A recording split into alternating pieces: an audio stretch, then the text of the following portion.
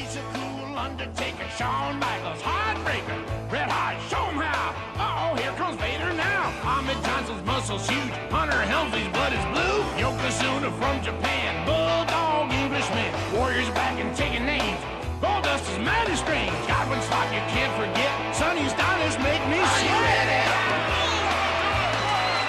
Are you ready to go? Look at this, go! Are you ready? Are you ready to go? This is tremendous. Seat up your seatbelts, get ready for the ride. It's superstars time, so baby, hold on tight.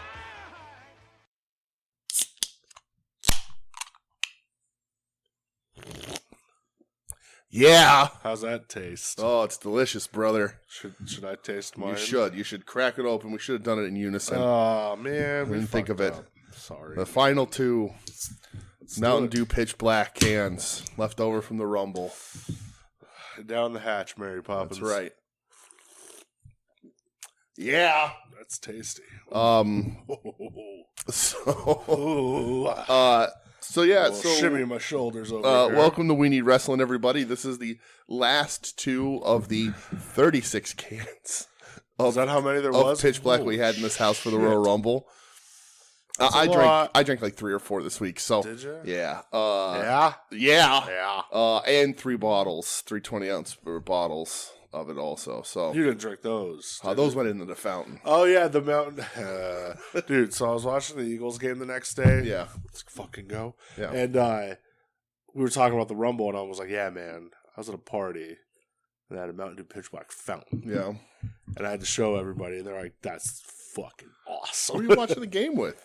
Oh, a bunch of people. Oh, brother. yeah? Oh, yeah. Everybody's fucking pumped up about the East. Yeah, dude. Nice. Fuck yeah, fly Eagles fly, baby. Let's go. All right. Listen, I've already, like, if they lose to Andy Reid, Yeah. I'm fine. Okay. That's the way I look at it. Yeah. But if they win. Listen, you can't control I'm gonna Patrick talk Mahomes. shit. But, You can't, but I think the Eagles match up with them well. Yeah, I think so too. I do. think the Eagles are pretty dominant team. I think they're going to push them around a little bit. Yeah. I was laughing. Chiefs players keep getting arrested, or was that an Eagles guy that got arrested? That was an Eagles. both actually. Oh, Yeah, I think it was both. Good. I saw Joe Mixon got arrested again too. So Warrant's out for his arrest. yeah, okay. They didn't get him yet. They got to send a dog. They need the warrant Dude, out. They got to send the the dog. That's right. The big bad dog. Welcome to We Need Dog the Bounty Hunter. It's going to happen. Yeah, it'll happen as soon as Dogs on Dog happens, where we eat hot dogs and watch every episode of Dog the Bounty Hunter. Dude, I'm so down for that. We get a year and a half after Wings on Wings ends. Who's starting now? Please? Dogs on Dogs. No, that'd be so cool. Yeah, man. Let's fucking go Birds. All right, good. Go freaking Birds. Go freaking Birds, brother. Yeah. I'm excited. Means It's Always Sunny's going to have to make another Super Bowl episode. Yeah, and I'll cry again like I did at the end of that Super Bowl episode. I fucking cried my eyes out. I cry all the time. Hey, man. That was an emotional one. Yeah. You know what, though? You always remember your first. Yeah. First is always the one that means the most to you. Okay. That's all I have to say. Even if I That died, was their first under Peterson, wasn't it? it was their first ever. Yeah, right. I mean, because like- they got cheated out of the one in 2000 Yes, they did. or 2001, or whatever the hell that was. 2004. 2004. And that's 2001 was the Giants. That's why the night before, Doug Peterson did a fake walkthrough, and then in the hotel ballroom, he did the actual walkthrough. Yeah. So the Patriots couldn't film him. Right. Dougie P knows what's up. He's a Absolutely. good coach. There's no way the Patriots are fucking cheating through all that. Yeah, they're fucking There's no cheats. way. There's no way. That's why Doug likes them, because they cheat. Right. And that's the news this week, too. Tom Brady retired. Fuck you, Tom Brady. Dude, I like Tom at his older age. Yeah? As I got older, I You liked like that Tom he got more. the fucking buccal fat taken out of his cheeks? Yeah, and, dude, I liked him just fucking Got his- screaming at got his everyone. lips pinned in. He became an old man. Yeah. Like, just catch the fucking ball. Like, yeah, dude. Yeah. Catch that fucking ball, Right. brother. Yeah, he had to go. Okay. Now he's only going to make like $300 million right. from Fox. Right. He just has an empty bed at night, and he doesn't get to see his children. I'm sure he's okay. I'm sure he's doing just Well, the bed's fine. not empty, but it's also not filled with the most famous and richest supermodel on the planet. I'm sure Tom's doing well Yeah, for well, himself. we'll see. I'm going to Okay. go out on a limb and say Yeah. Tommy Boy's Just doing cleaning good. up in them bars in Boston, Yeah, he's doing good. taking his car to the bar. Yeah, Yeah, you hit again, huh? opportunities There rolling you go, left and right, brother. opportunities. How are you? I'm good, buddy. Good. Good. Just Good. working. Working, recovering. Yeah. Recovering from what? From the Rumble party, Still brother. recovering from that? No, not really. So you old? No, Bugsy took time to recover. She was partied out. I could tell the next day she was fucked. No, man, I did nothing. Just hanging out. Nothing doing. Good. Nothing good. Nothing bad. So I guess that's a win, That's right? a positive, brother. There it is. Yeah. That's the way we look at it. All right. So I'm doing good too. Thank you for you're welcome. I thought we already. Oh no, we were just talking about the Eagles. I didn't ask you how you're doing. I know how you're doing. Your Eagles are in the Super Bowl. You're hitting opportunities. You're drinking a fucking Mountain Dew pitch black. Your life is perfect. What the fuck more do I need? No, honestly, perfect. dude. I get to talk about sick wrestling too. I broke a tooth while we were watching that dumb fucking movie tonight. Are you serious? Yeah. How the fuck did you do I that? don't know. I just felt it in a little sharp You spot. In my broke a tooth. tooth? Yeah, well, I think the little filling popped out a little bit. Like the filling broke off. I was like, what, so I got a little sharp ski in the back with there. all the quiet in that movie, I thought I would have heard your tooth break. No. Mm-mm. Yeah, Skinamarink. Yeah. That was a flick. I mean, You know. yeah, I ain't going to tell you not to watch it, but I'm not going to tell you to watch it. Yeah. Because it ain't my thing. I knew it wasn't going to be my thing going in, but I wanted to give it a It's shot. definitely not for everyone. That's so for sure. We'll just, read about it and see if you think it's for you. It probably isn't. No. I guess we'll talk some shit, right? Yeah, let's talk some shit. Let's talk some shit. Well, sadly, Lanny Poffo died. Lanny Poffo died today, right? The genius. Yes. Yeah. First saw it, I think it was yeah, you texted me this morning. Jim Duggan tweeted about it, and I was like, oh, okay. Like, maybe he got some bad news, but then, you saw more outlets start reporting it. Yeah. So. Leaping Lanny. Yeah, dude, the genius. Mm-hmm. He died, so that's sad. Local news ran a report. So super weird. Dude. Real weird. Yeah, I mean, I don't think the Genius is anyone's favorite wrestler. Genius was always super but Genius was entertaining. fun. Yeah. I tried to explain the Genius to Michelle today, and she was like, so he was smart because he could rhyme words, and I was like, yeah, basically, he threw frisbees. Did you talk like the Genius? No, I can't do that. I did try to do his trick, though, for her. It didn't work out. Not as flexible as I used to be. Oh, boy. And also, flexibility isn't my only problem. But what a guy! What a guy you are!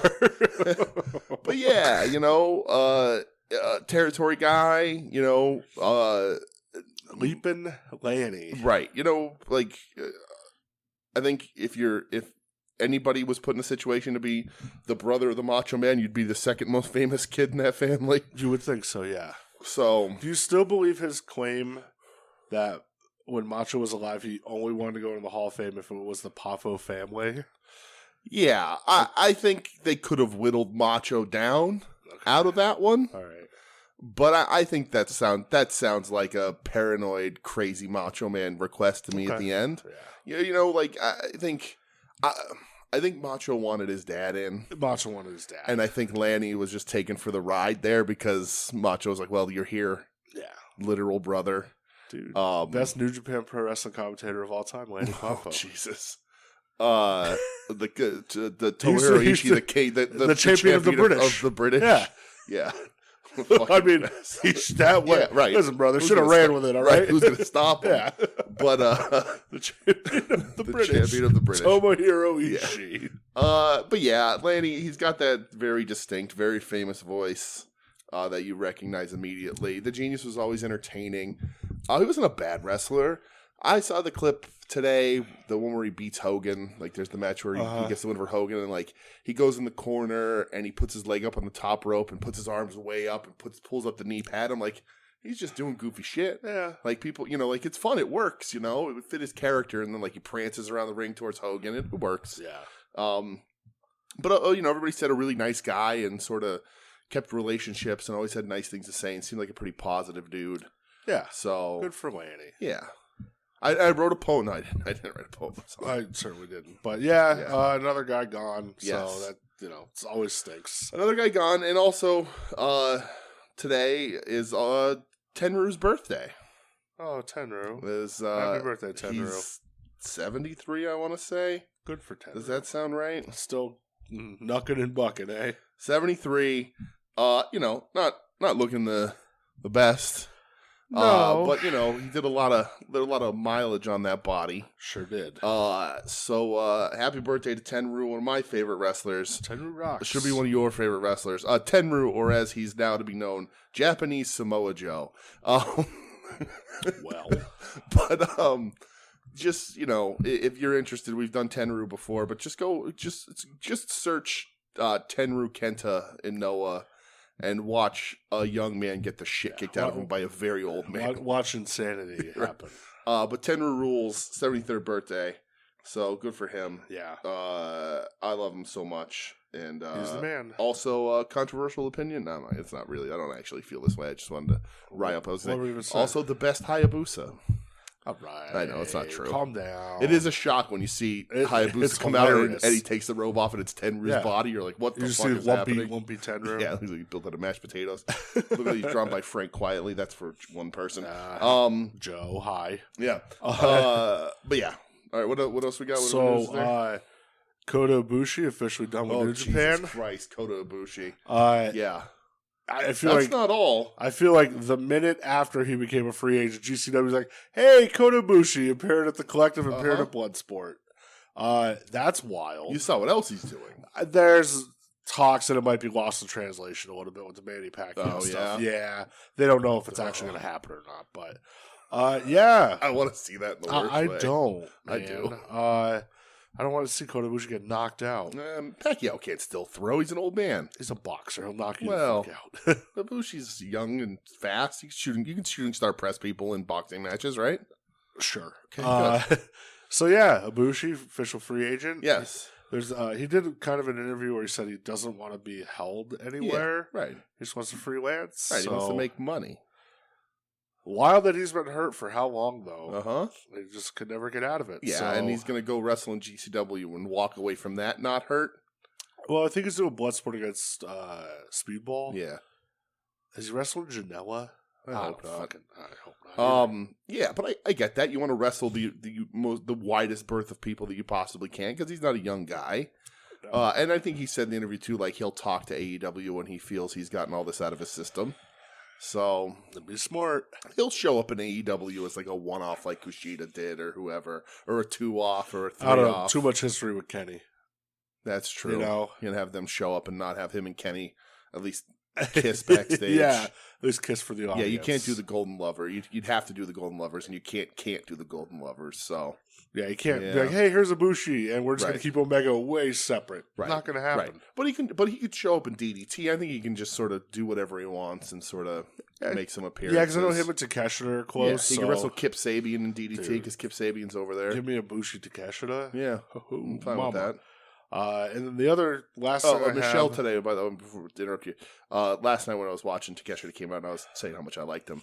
And then today I was working and she came in the room and she goes, so that guy's last name just spells take a shit, huh? And I was like, yeah, it does. That's a shame. Michelle, come on. You're better than that. I know. She's not. She's also not on the show, everyone. No. This week. She declined because she barely watched the Rumble and she doesn't remember any of it. Well, Michelle. I'll try and remember the messages she's sending on. Good. Last thing I have is AEW officially announced their first house show. Mm-hmm. AEW House Rules. Yes. Happening in Troy, Ohio, I believe. They've been talking about that for a while. Once they hired Jarrett, kind of assumed this is where it's going. Right.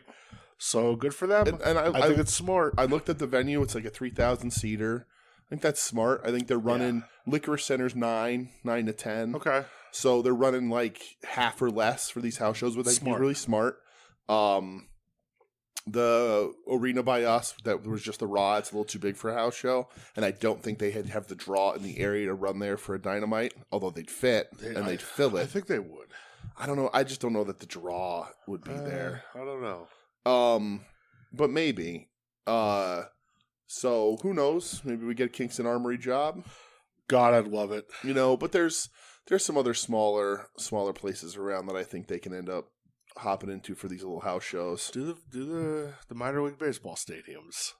We could. See what Jeff Jarrett did with Global Force all the time. Yeah. So let's do it. You definitely could. I mean, they could definitely run. I know there'd be a competition with AXW, but they could run the Hamburg Fieldhouse or, you know. Yes. I don't know, Fernwood, is that still open? Whoa, that'd be awesome. Fuck yeah. But I think it's gymnasiums. Do Mr. Cordy's gym or something. Do Hanover High School. Do the Scranton CYC. Right. Let's bring it back. Absolutely. I think it's a good thing for that company. Yeah, I think it's smart. A lot of people are going to be able to get some more reps. the biggest thing. I was trying to explain to Michelle, because I think it's a pretty big announcement. Yeah. And she's like, what does that mean? And I was like, well, it's not on TV. And I was like, you're not going to get, like, nothing's going to move a story along. It's going to give guys who are in a program time to work some stuff out. I said, if you go to see him in Wilkes-Barre, don't go to Baltimore because you're going to see the same shit. Like, don't follow it. But like I said, like it's great for their young talent because that's what gives the young talent reps with talented people. So you do these shows and you this would be where you would want to feature Action Andretti until he learns how to fucking wrestle, or you team some people up with some, you do some different tag teams with a more accomplished wrestler and some less accomplished wrestlers, and sort of get that going. And they're let them looser, learn. they're more fun. People get to get pictures taken and like do all that kind of do meet and greet, like have fun with it. Right, around the ring they'll take selfies. They'll be a little goofier, lower stakes kind of fun wrestling. You're not going to get a 5-star match, but you'll get to see Jon Moxley in a small setting, and they'll sell exclusive merch, and it feels a little special. I think it's a great idea. I think it's a really smart, cool idea. And I'd go to one. Tickets will be cheaper, like all that sort of stuff. Yep. It just provides opportunities. There's that word again. That for people who can't afford even the $70 ticket to a TV or a pay-per-view. You know what I mean? Listen, those C-towns are they're needed. Right. And that's it. We saw one of my favorite shows we ever had was at NXT in the fucking casino. Oh, it was awesome. Because it was great. Run the casino there. Like, that'd be fun. Right. It's small. But run it. Do it. Yeah. See if we can do it. Run your C show there, because that was kind of a C show when we went, even though McIntyre was on. Yeah, McIntyre was Street there. Profits. Yeah. It was fun. It was fun. I don't have any other news. Do you have anything? Do I have any other news? That's the wrong notes app. No, TurboTax. I don't want any of you. Oh, that reminds me. I got to file my taxes this weekend. Yeah, you do. Thank you. You're welcome. I just got my W-2s in the mail. Nope. All right. Royal Rumble? Yeah, let's do the Rumble. So we watched it. So we had the Rumble at the palatial estate. It was sold out at the curtain. Fucking awesome. Had a big group of people, 10 in total. I think we're all here. Felt like the good old days of professional wrestling. Yeah, it really did. It's wrestling's always better that way. I don't have any notes on the Rumble. We'll talk about sort of the big brush strokes of it all. It was a really good time having a party. Again, I had a Mountain Dew Pitch Black fountain. Yeah. Pizza, all that stuff. Everybody hanging out, having a good time. Blue cheese. Blue cheese, yes, Todd. Thank you, the bringer Todd. of blue cheese. My brother in arms of blue cheese. The Blue Cheese Brothers. Yeah, absolutely. But yeah, so what there was 3 matches outside the Rumbles, right? So yeah. So I'll just say Michelle wanted me to tell everyone. Well, she didn't want me to tell everyone, but this is what she said. She still doesn't remember who won the women's match. The Pitch Black match was dumb. Oh. And Cody is lame for going in at 30 and winning the whole thing. Lazy. So her and Marcus would get along. Right. We'll talk on that when we get to it. But let's start Women's Rumble. Why are we starting with the Women's Rumble? Wasn't that the first thing on the show? Men's Rumble. Oh, the Men's Rumble was first, right? So we'll get right into it now. Yeah. The roller coaster got the W at 30. Yeah, but hold on. Let me back this up, because there's a more important thing to happen in this Rumble that I don't want to really talk about, but I'll talk about for your enjoyment and everyone else's. Is that I forgot about I had in the add-ons wrestling pool. Yeah. I had the number 22 pick in the Men's Rumble.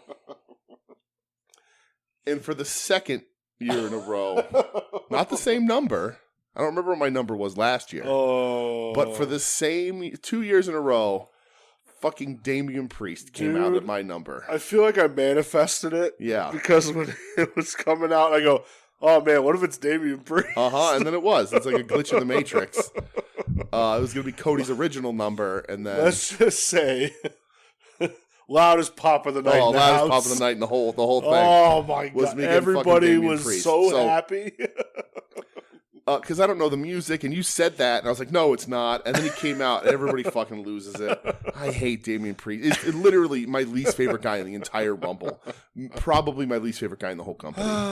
No, Austin Theory I hate more. But just a disaster. Sometimes it's just. So I had no chance of winning that one. No chance in hell. So Cody wins at 30. You had him again. I know. Unbelievable. I'm going to buy 2 numbers just for myself, just so I can guarantee one of them isn't Damian Priest. So Cody wins at 30, and I listened to Final Wrestling Place this week while I was in the shower. How do you think about that, boys? I got a little shower speaker. It's kind of nice. Hey. But Hey. how do you feel? How does that make you feel, Tim? I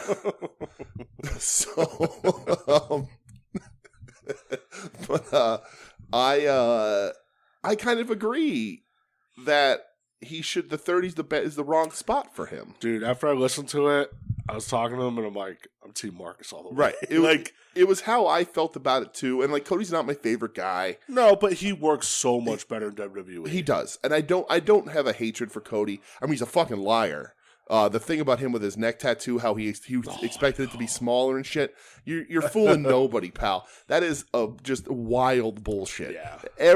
Especially because it wasn't free-handed. You gave him the fucking thing. They printed out the stencil. They put the stencil on. They had you look in the mirror. They made sure you liked the placement because it comes up a little bit on your face like a dummy because it's also placed poorly. You just went to a bad tattoo shop. Yes, he did. But like, it's placed with a stencil. They shrink it if you want it. They'll enlarge it if you want it. They'll fuck with the placement. The shit just wipes right off with a little bit of soap, and then you put a new one right back down. Yep. So you're full of shit, Cody. Stop fucking lying because you made a bad decision. You don't know how to walk back out of it, and you can't get it fucking removed. He's a great liar. He taught Daniel Bryan or Bryan Danielson how to lie. So Cody's a fucking liar. But besides that, I think he works in the WWE. I'm not a fan of like I'm doing this for my dad because he never got the chance, and I understand he never held the WWE title. Yeah. But Dusty held wrestling titles when they fucking mattered. Absolutely. And not now. Like, wrestling titles mattered much more back then to me. Yeah. But whatever. I get it. It's fine. He's Cody. I have his dad tattooed on my arm. Like, I love his dad like more than just about any other professional wrestler on the planet. Just about. You just got a Dusty tattoo before you got a Terry tattoo. It's true. I did. Wow. But it's just Terry's tattooed on my heart, brother. Yeah, take your shirt off. Let's see it. That's your nipple. Okay. All right. But well, I meant inside my body, literally tattooed on my heart. Okay, all right. He's inside of you. But I just had a bad visual. Go on. So, but and I was thinking about this before I heard them, and you know, Marcus sort of talked about it in such a great way, and I get Tim wanting to stand up for his boy, and that's a brother. Tim even kind of conceded a little bit towards the end, but 30's the wrong spot from a wrestling storytelling standpoint. Sure, you know, this is Cody's comeback. He's coming back from injury. They're making toys of the injury now. I saw that. Like, they're doing all that kind of shit. The story there is his triumphant return and his struggle through it, right? And he had to stand off with Walter and all that sort of stuff, or Gunther. But like the story, what a run by Walter in that Rumble. Yo, incredible! What do you hour 10? Yeah, he broke the record. Yeah. I would love. I mean, I don't want to say I necessarily wanted Cody in it. I would have liked it. I think it would have been fun. Middle of the pack, I think middle of the pack is a fine decision. I know Marcus and Tim were sort of saying and 20. Yeah, we're saying like 22. I think that works too. Yeah. But middle of the pack. Make them fight it up. You know what I mean? Because also, like, and here's the thing, I get wrestling is predetermined, like just like the NFL where you have a script. They did the gimmick where you're pulling your number off the thing. I hate that. Fuck that. Right. Let's go back to the lottery. Go back to the lottery, but my point here makes sense either way. Is what are the chances the returning hero is going to get number 30? You know, like, it's just from an overall storytelling standpoint and wrestling storytelling standpoint. If I need Cody to be triumphant and walking in at 30, yes, he wins, and yes, he fought and he got the shit kicked out of him, and it was, you know, they had a whole match afterwards. Like, they did a lot of shit, but like middle of the pack is that sort of returning hero story a little better. So, you know, I think the fans kind of like, he's coming in at 30. Who gives a shit? You know, you could have done like they said, Logan Paul there. Yep. had, I think the best idea that Tim and Marcus had, which I hadn't thought of, which I think is great, is you put Cody in there earlier, and then number 30 is Seth, and Seth comes in because that's their rivalry. That feud, yeah. I think that works. Like, there was just, you didn't have the opportunity to truly challenge Cody in this for what he wants in his hero story. Sure. And I understand first match back after being hurt, right. Sure. Maybe they didn't want to put too much on him. You could take it easy on him in a Rumble and still make it look like he's working more. You could. Other than like the result, was there anything from this Rumble that stood out to you? No. I mean, I'm bummed that Kofi's thing failed again. It's done. It's done. You gotta stop, Kofi. Yeah. Love you, brother, but gotta stop. But no. How about Brock manhandling that referee? Brock, which was apparently a shoot. I said while this was happening, like, smiling Brock unsettles me. Yeah, he's a scary man. Like, when Brock looks happy to kill you. When he murdered Santos Escobar. Right.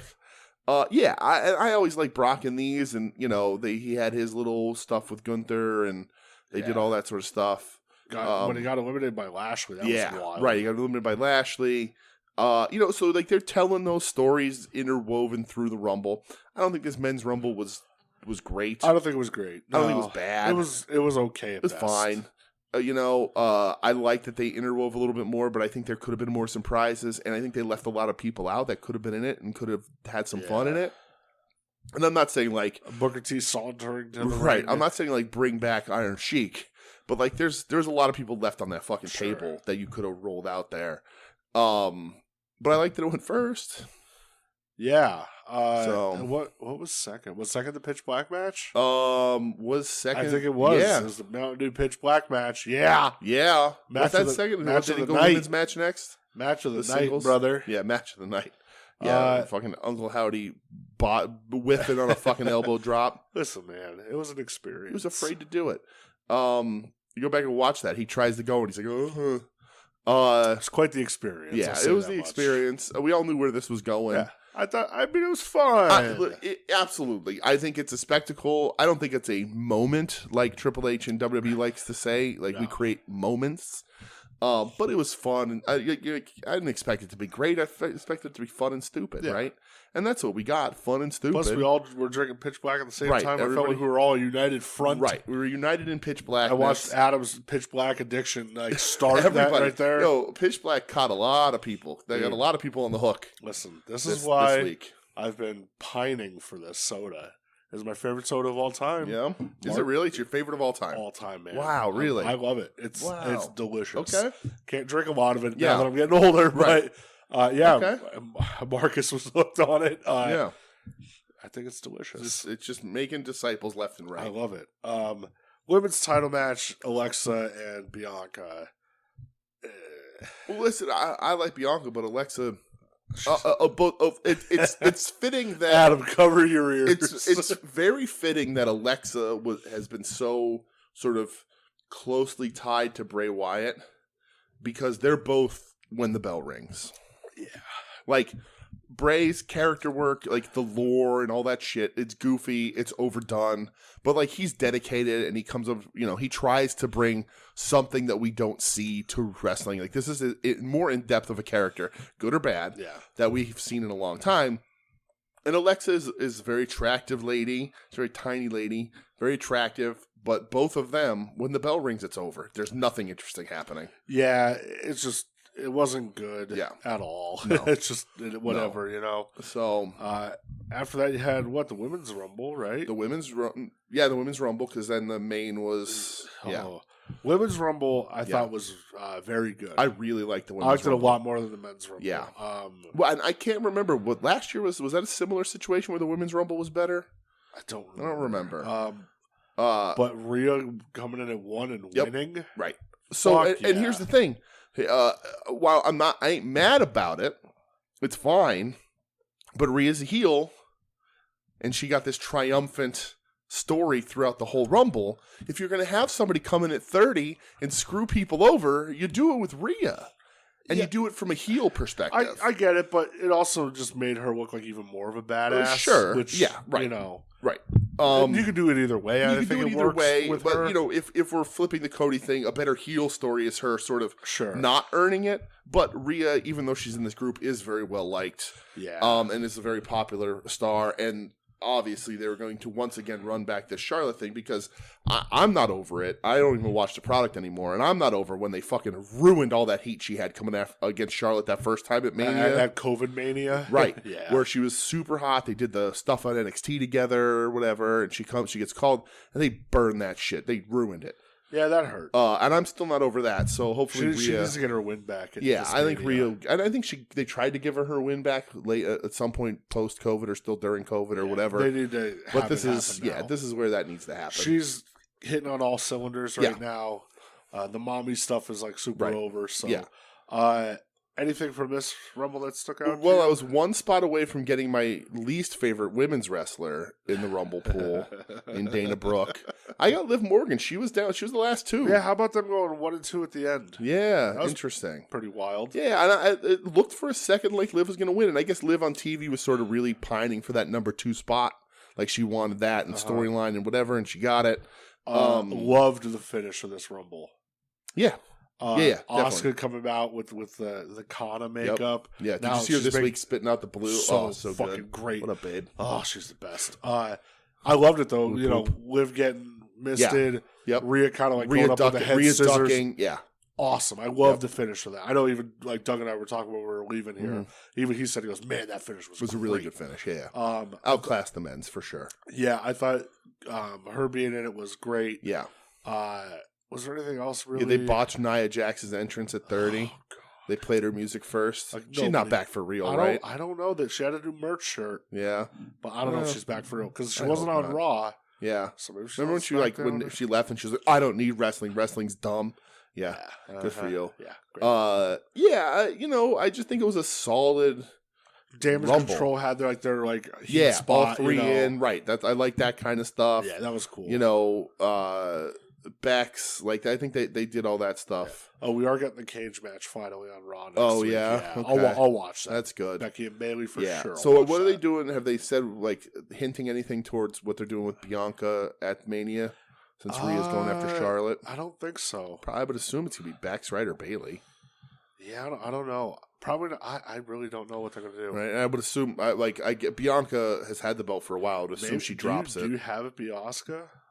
I mean, yeah, because if you want a great fucking have Asuka match, beat her, yeah, that'd be wild. I mean, I love Asuka. It's a new character. It's another new elite. It's new everything for Kana. That's a must buy. Yeah, and you know, Bill McKean is already sweating over it. He's excited, right? Especially because that fucking Super 7 Suzuki just came out. So you just have them beat the two action figures beat the shit out of each other. That would be so cool.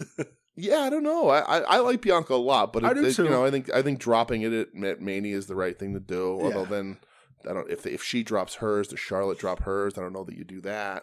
I think maybe Charlotte, Bianca retains. You need Charlotte to lose. I think you need Charlotte to lose, so maybe Bianca retains. So maybe you do something else there, like instead of Asuka. Yeah. So Women's Rumble was definitely superior. Yeah, much better. Absolutely. Just more fun. More cool ideas, a way better finish, and that sort of wrestling's always like, you know, what's the end? You pick me up at the end, and I'll be okay. Sure. And the women's definitely was better at the end. Speaking of the end, yes, main event, Roman Reigns, Kevin Owens. Yes. It was pretty late already when this was going on. It was. The match, like, I thought was good, and it got really brutal at the end. Yeah. Where Roman threw Owens into the steps twice, like back and head first. Yeah. That was brutal. Yeah, it was nasty. Then Roman wins. Mm-hmm. And then we get the aftermatch stuff. Yes. I know that everybody's been saying it, and I mean, I have to agree. Mm-hmm. This is the best storyline they've done in years. Yeah, absolutely. It's the most committed they've been to anything. It's like every step is like captivating. Right. It means something. Yeah. You know, Owens is handcuffed to the ropes. Yep. Getting the shit beat out of him by the Usos. Absolutely. Roman, like, you know, he goes to fucking brain him with the chair. Sammy stops him. You know, it's just like, you don't have to do this. Like, enough. You won. You proved your point. Like, we get it. Let's stop. Mm-hmm. And Roman, the ultimate power play, man. Yeah. All right, you do it. Yep. What, like, Man, what a power play. Right, because he's been testing Sammy week after week for his loyalty and all that, and like that's the thing. Like they're so committed to this, and they give it its time to breathe and make sure they dedicated time to it. Like I don't know the last time the WWE has dedicated TV time and a detail to a program like they have this one. Yeah, dude. And Sammy just, after getting hounded by Roman, just fucking nails him. Roman with the turns chair. his back just like he did when the Shield broke up. It's like such a cool little callback.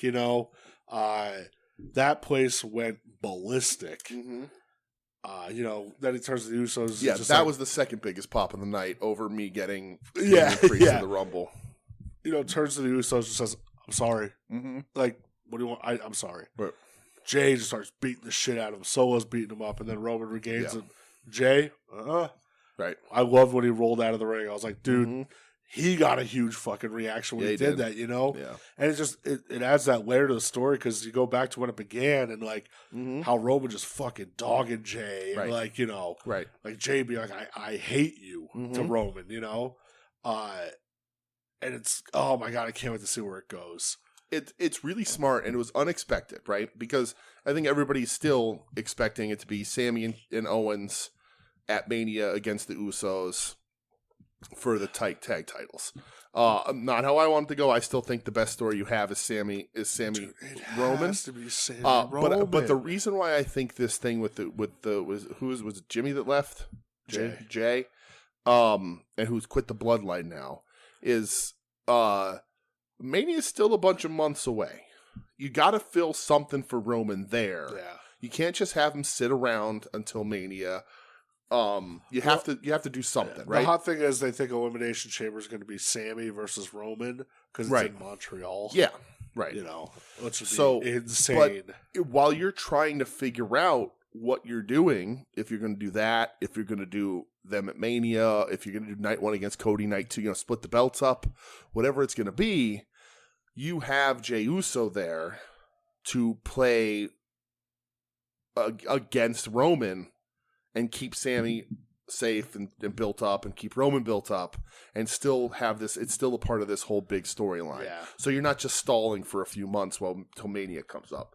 I think it's really smart. I think ultimately he ends up back with them, maybe reluctantly. Maybe that's why they lose the titles, whatever. Maybe that's why Roman loses the title, whatever that happens to be. But it's smart to sort of give you another branch out of this. Yep. Just in case plans change, because plans have changed before. Oh, yeah, because Danielson wasn't supposed to be main event in fucking Mania or for the title. So, and I don't know if the Usos can get into Canada.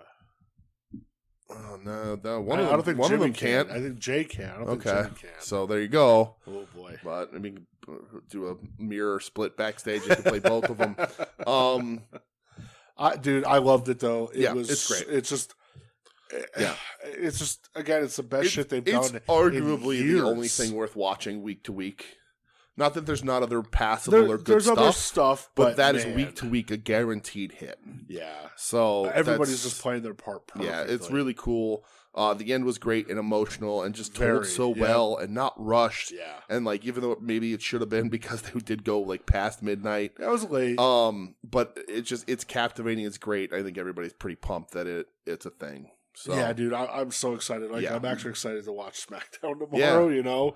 To see if we're gonna get anywhere. Right? Does Roman show up on Raw too, or no? Occasionally, but because he's much. both titles. I don't, Yeah, he's more of a SmackDown guy. Yeah. So I think if they decide that they need to do the Sammy thing, that they split the belts back up. They have to. And give one to Cody and one to Sammy. Yeah, but man, the Sammy. And put Cody on Raw. Sammy's just the way to go, man. Yeah. How could you not right now? How could you fucking not? Right. But then if you put Cody on Raw and Sammy on SmackDown, then you have two babyface champions. And you want to do that for your show. It's tough because you always want the babyfaces coming out of Mania. That used to be the old school booking. Right. Absolutely. But yeah, I'm excited either fucking way, dude. And somebody did an interview with Sammy, and they asked him about if he could be the just sort of out, not kayfabe, but could you be the face of the company? And he was like, the face? I don't know. He's like, but can I be world champion for a month or two? Absolutely. He goes, I know the way I look. I know my physique. I know, my beard and my hair, that they won't put me on the side of a skyscraper for this company. but I can be the champ for a couple months. He certainly can. You know, and I think that's true. He doesn't need the belt for long. If you're building moments, the moment is him winning that title. When he loses again, it sadly, for whatever it's worth, it matters less. Yeah, it does. Yeah. Whoever beats Roman is the moment now. Whoever happens after that, it doesn't matter. They're going to be, you're going to move on until you figure out a storyline anyway. Yeah. So, and they're forcing this Cody, like, my dad didn't have an I want it storyline. And it's fine. That's what wrestling does. This is clearly what they wanted to do. If Cody didn't get hurt, he might have already been champion. Could have. Yeah, it's possible. But the way this has made and organically grown, you have what you're trying to force with Cody in this, like, returning champion underdog kind of thing. It's just with Sammy. It's right in front of your face. But Cody, neck tattoo aside, looks better on a billboard. Of course, yeah. More marketable. But man, because AEW built him up so much that WWE needed him. So sure. That's the story. Right? That's the story. That's the thing that happened. I don't care. Like, everybody wants to talk about it, and WWE blanks out Cody's career when he leaves. But like, when he left, he would never have been in this position. Vince did not see this in him. No, he didn't. And he would have been IC champ at best. It would have topped out there. Sure. And it's fine. And he would have had a fine career, and he would have been the 3-star general, and he would have been tag champs a whole bunch of times, and whatever. But he left. And going to Japan making his name in AEW made WWE notice him. Oh, of course. And as much as they want to notice, as much as they want to admit to it or not, this Cody is in presentation and everything is AEW Cody. Yeah, it is. So like, WWE is going to put their title and all of their company on the back of a guy who was made at the competition. Do it for Sammy instead, though. God damn it. I agree. So instead of, I have one little thing before we get to AEW. Okay. DDT had an event this week. Okay. Called Sweet Dreams. Okay. And the reason I mentioned this. Yeah. There was a match for the KOD Openweight title, which is their heavyweight title. Yeah, Hino versus Higuchi. I watched this too. I'm so happy you watched it. I didn't even fucking tell you to do it, and you watched it. Ha ha. All right. Well, he knows what's this. What is it, like a hernia on his belly? He has a weird hernia. Is that what it is? Yuji Hino. Yeah. Versus Kasusada Higuchi. That's a big dude. I've never seen him before. I've seen Higuchi before. What'd you think, pal? I mean, what's this match go? 20, 25? 26. And it's maybe 3 wrestling moves outside of chops. It was just murder. Yeah. Higuchi's chops were louder. Yes. But Hino's were murderer-y more. More murderer-ish. More murdererish. Like, Hino, when he hit, you felt like his hand was going to go all the way through Higuchi. But Higuchi sounded like Shaw Brothers martial arts movis when they would kick. He had a bigger base to hit, yes, though. that's true. He's a big dude. Yeah, Hino's big. He's a big guy. But yeah, it's literal just a chop fest. Fucking awesome, though. Which makes me giggle. And like, it's really cool. And then it gets a little like, okay, let's do something. And then it gets cool again. Yeah. And then it's just awesome. Yep. But yeah, and then Hino wins. Higuchi loses the title. Yeah, so he's held the KOD title since July, I think. Okay. June or July. Wow. So he had it for a long time. I don't know what that means for him, because he had a really good run. Yeah. I like Higuchi a lot. Yeah. But yeah. I like his high-waisted shorty tights. He reminds me of an old school guy. He looks like he's in the Yakuza. I mean, he does. He does. He slicks back the hair. He's Allegedly. got the beard. He's Allegedly. not all tattooed. Allegedly. Don't come after me. Yeah, please don't. He just looks like if he was in a suit in a place sipping tea, you would not fuck with him. Yeah. I like my pinkies. Please don't hurt me. Yeah, right. Exactly. Well, I'm very happy you watched it. Yeah, I watched this, buddy. Just this match. I didn't watch anything else on No, me the neither. card. This is the only thing I wanted to see. Yeah. And it fucking delivered. Is that Nakajima Kenta Miyahara this week? Or no? No, that's supposed to be on the Muto last show. Oh, okay, but who knows? Because hamstring Muto. Yeah. Wheelchair-bound Muda. Yeah, doesn't want to do the job tonight, oh man. I don't know. We'll see how that goes. Yeah. That's going to be rough. Tough if he can't fucking walk. That's going to be real If the bad. pain's that bad, to me, that would mean that something's torn in there. Yeah. He said it happened early in the match, Uh-huh. too, so. Yeah. That's what happens when you're 63 years old and still Yep. wrestling. Might just be pushing that shit back or just have a retirement ceremony and call it a day. Let's do a ceremony. Run a big super show. I'm fine with that. Right. Fly in some other big stars, borrow somebody from somewhere, Get somebody to do Call something. Nakamura back, see if he can make Right. another appearance. Right. Get Kawada out of retirement. I don't know. Shit. Do something. That would rock. But yeah, I watched that DDT match. Good. Buddy. I'm very glad you It's did. fun. All right, so AEW, is that what we got left? Yeah, we have Rampage and Dynamite. So obviously Rampage first. Yes. Hangman Adam Page versus Wheeler Yuta. Yeah. I thought this fucking rocked. It was a really good match.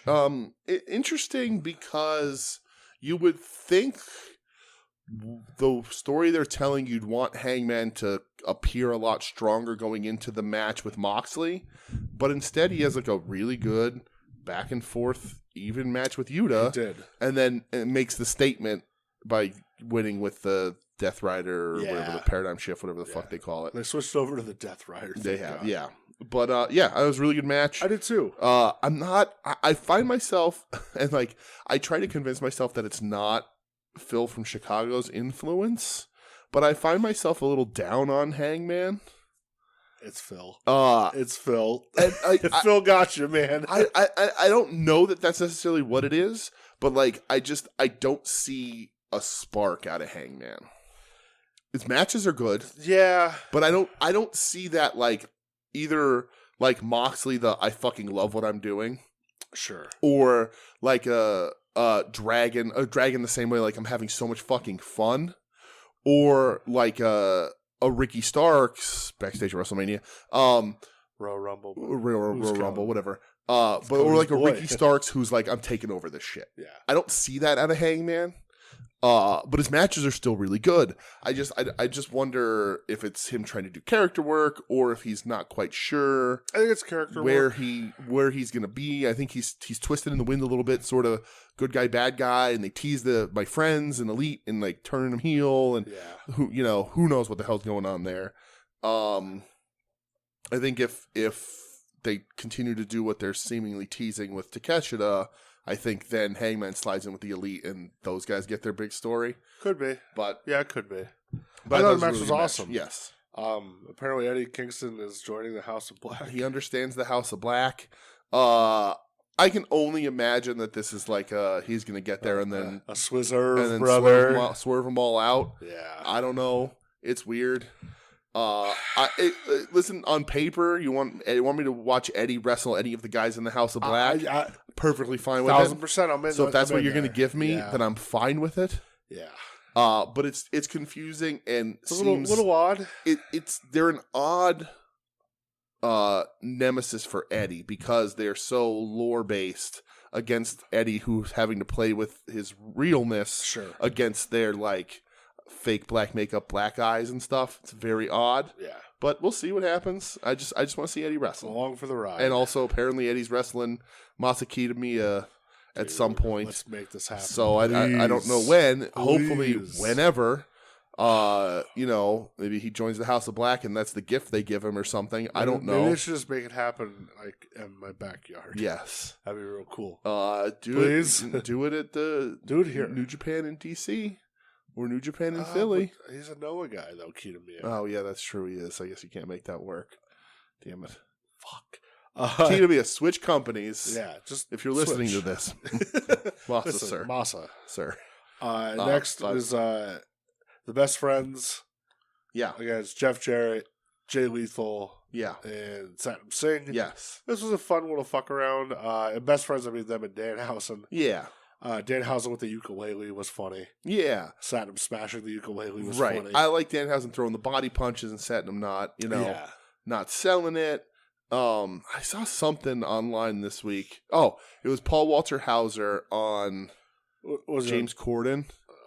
Maybe, and James Corden stinks, but he was on there, and they were like, most people, when they win a Golden Globe, go to the after parties, is you went to wrestling. And he showed a picture, and the picture is them in the ring, and it's him and Jarrett, like, when he got crushed with the guitar. Yeah. And Satnam Singh is in the far corner of the ring, but in the picture, his, like, whole upper body is cut off. And James Corden's like, I want to know about that guy. Because he looks giant. And like, it is. He's Satnam Singh, he's this massive dude. 1 in a million. And then... yeah, so I like that sort of funny stuff. I loved Sanjay's sell on the Orange Punch outside. Yeah, that was good. Absolutely awesome. Sanjay who's an underrated wrestler. I agree. And he's doing a really good job as manager here. I love how much Shivani hates him. Yes. And then Danhausen going down via Golden Globe. Paul Walter Hauser just loves wrestling and loves that something's being involved. And on James Corden, he kayfabed. It was like, he goes, hey, I was just supposed to be there and celebrate. Brother gets it. And he's like, this idiot came out and hit me with his guitar. And brother understands. I was like, all right, good on you for working the people on late night with James Corden, that prick. I can get down with that. But yeah. Next up I have is Powerhouse Hobbs. Hobbs has a literal book. Yeah. I didn't expect it to be a literal book. It's a book. It's a book. I thought the book of Hobbs was more metaphorical. Always. Not an actual. Yeah, but he has an actual text that he apparently writes his thoughts in. I don't know. The live journal of Hobbs. I don't know. Yeah. Whatever. I like Hobbs. He squashes Tony Mudd. Dude, Tony Mudd. What a fucking name. Right? Oh, I love the name Tony Mudd. I like Jericho saying, my name is Mudd on commentary. But, yeah, I've been waiting for them for a long time to do something meaningful with Hobbs. So. Yeah, same. I love the backstage interaction with Dustin Rhodes and Swerve. Yeah, absolutely. That was great, dude. Also, give me that match. Oh, it's coming. Yeah. Dustin, it's thanking the fans because mom died and everything. Yeah. Dude, Swerve jumps off the screen for me. When he mentions like your suck ass brother, and I didn't like your dad either. Yeah, and Dustin's like, keep my dad's mouth out, or my dad's name out of your mouth. Keep my dad's mouth out of your mouth. That's another one. I still like Swerve. Swerve is great, but God, the fucking Bordeaux and his goons. Trench. There's only one Trench in my life, pal. Is that Trench from? Yeah, you know me. I was gonna say fucking OPP. Naughty by nature. Didn't Trench have a sex tape? Sex. Trench became a legitimate porn star for a little while. Did he really? Yeah, Good for him. He was laying pipe out there in the industry. Pipe. But damn it. Yeah, I don't know. I mean, obviously I want this match and I like Swerve. Yeah. But God, do I hate his fucking goons. Yeah, they suck. And now they're and they're making Parker Boudreaux wrestle somebody now. Is he wrestling Dustin first or something? Ew, are they? They announced the Parker Boudreaux match. No, I don't want that. I don't remember exactly what it was for. Maybe did they announce it on? I don't think it's for Rampage. I don't think so. I don't know when it is, but they did say Boudreaux's having a match coming up. See him violently shake. I fucking hate him. He's a problem. He's a mistake. I'm telling you, he's a fucking mistake. Things that aren't a mistake. The main event of the show. Oh baby, Jamie Hayter versus Emi Sakura. Yeah. These two went out there and tore the fucking house down. So we had talked about this before the Rumble with Joe. Everybody was sort of talking about this. I didn't watch this until late. Yeah, I hadn't seen it yet either. But like everybody was talking about it, and like I turned this on and I was like, "Oh my god, that's the main event! That's crazy!" Because I knew how good it was. Everybody was talking about how good it was, and I saw the clip of the one Saito suplex. Yeah, but I was like, "Oh, main event! That's awesome!" Because like Hayter, of course, but they don't treat Emi that well. No, she hasn't been on TV in how long? And Emi is a fantastic wrestler and one of the true legends on the roster. Yeah, has been around. She was fucking FMW. Yeah. So like, and she trained all the best women's wrestlers. She trained fucking Hikaru Shida and Riho, and I think maybe Ryo Mizunami also. But yeah, this match is phenomenal, man. Yeah. It was so good, dude. Yeah. So hard hitting. Yeah. Hayter, she looked strong as hell. Yeah, absolutely. Emi looked great. Emi looked awesome. They chopped the living shit out of each other, dude. Purple swelled up. I like Emi's got her crew with her. Yeah. She's got like her Queen's Court kind of thing. May Saruga. May Saruga and whoever the dude is. Yeah. And Guy. I would give. If I was Jazz Brothers, I'd do a full on Emi Sakura with crown and cape action figure. Something tells me you're not going to get that. Yeah, we're not. Something tells me we might not get any fucking. Well, they just put up that one pre-order a couple weeks ago. Yeah, with Santana Ortiz with the makeup. Oh, right. Yeah. So who knows? They're definitely gonna scale back their production on them, though. I think they did a little. They did a little bit of a reset. I think right. I think because the roster, particularly who they have featured, is limited. Yeah. That WWE is able to make figure after figure because they have such a backlog. I would say such a history. And iconic gears. And they can say, well, this is the WrestleMania, this is a SummerSlam, this is this and that. Whereas AEW has 3 years to pull from of basically the same roster. Yeah. And you were already making 6 Codys a year, and Kenny's and the Bucks and all that. And I love Eddie Kingston. He's not a toyetic dude. So what do? Maybe you do the green and white that he did that one time. It's too far gone now. Right, it's too far gone. You already did 2 OCs that were basically the same. Yeah. So I just think they really need to scale back and get the distribution figured out on a smaller scale. Uh-huh. Yeah. And go from there, I guess. Because it's also like the third Santana and Ortiz they're doing. It is, yep. But the Acclaim don't have fucking figures. Yeah, I mean, they're in the line. Right. So who knows? So, but Dynamite. Yeah, but anyway, that Emi Sakura Hater match was fucking incredible. Go watch it. Yeah, I'll tell you, Rampage having 2 really awesome matches this week. Yeah, front and back, really first one and last one, absolutely. But yeah, Hater Emi Sakura was just so fun and so brutal. And AEW sort of letting the leash off a little bit and letting these people wrestle like they want to wrestle and have fun. We talked with Joe about the one point where Hater gets sort of paintbrushed and sort of smiles a little bit, like she's having so much fun. I love Jamie Hater. I don't want to talk before we get to Dynamite. Tony Khan was on Mark Maron. If you have the full Maron, and it was short, and it wasn't like a full interview. It was just again like explaining wrestling, and it was a good interview, and I liked it. I think it'll be out on the regular feed in a couple weeks. Was that where Tony was talking about spreadsheets? And stuff? Because he said the one thing, and that's actually exactly what I wanted to bring up. And he doesn't go into details, and he tells Mark you can't say what's on here because this is showing you my future plans. Yeah. He goes, but he had a spreadsheet where he was tracking everything. He had columns and rows like you do in a spreadsheet. Sure. And the one day he was sitting there and he did something, and he said it flipped the columns and the rows, and he looked at it and he was like, oh, this is such a better way of doing this. And he said it was like 2 months ago or so. And he goes, it's changed everything he's been able to do. It's made him be able to keep track of everything better. Good. And he said he went from focusing sort of individually going, okay, I have to make sure this guy's taken care of, this guy's taken care of, this guy's taken care of, this guy's taken care of, to being, I have to make sure this show is taken care of. And that's the way it should be. And he just talks about how that changed his thinking and has made it a little easier for him because he is still the statistics guy for the Jags. He still does the scouting reports for the Jags, which football season's over now.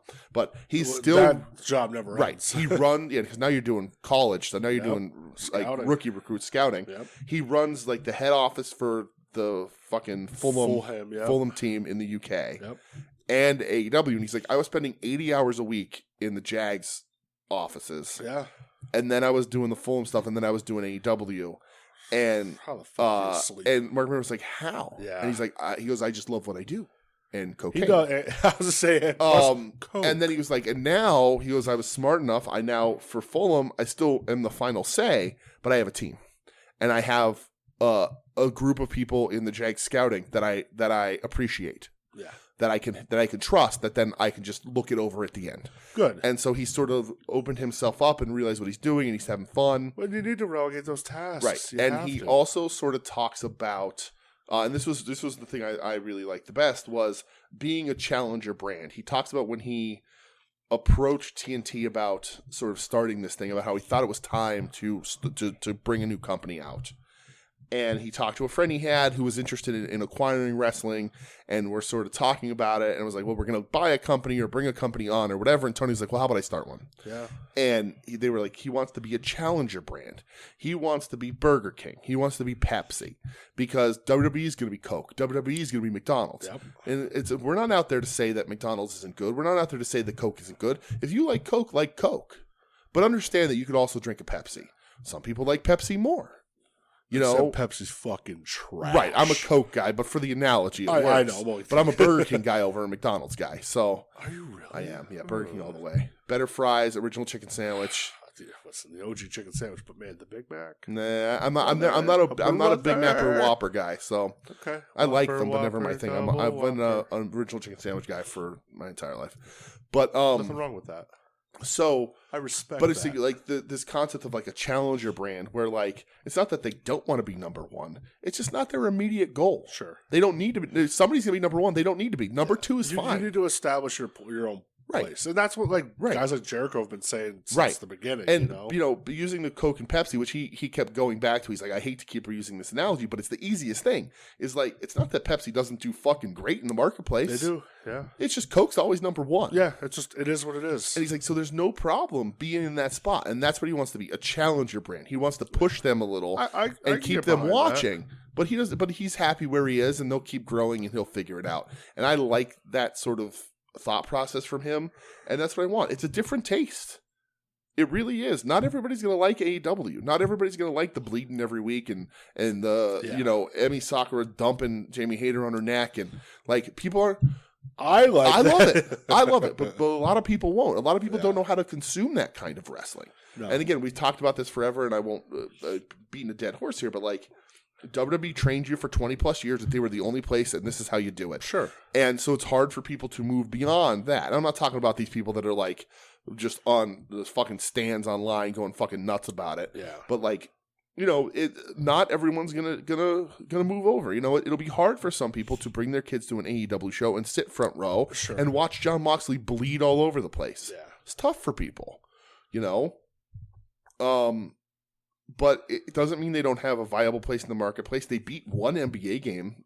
Dynamite did this week. Yeah, they did. So like they're perfectly fine. The networks are super happy with them. I know they love them, and that's where you need to be. It's not people focus too much on being. Well, they're not the WWE. It's like, well, they're not. They don't have to be. No, they don't have because to the network's fine. Sure, they're serving their master really well. Yep.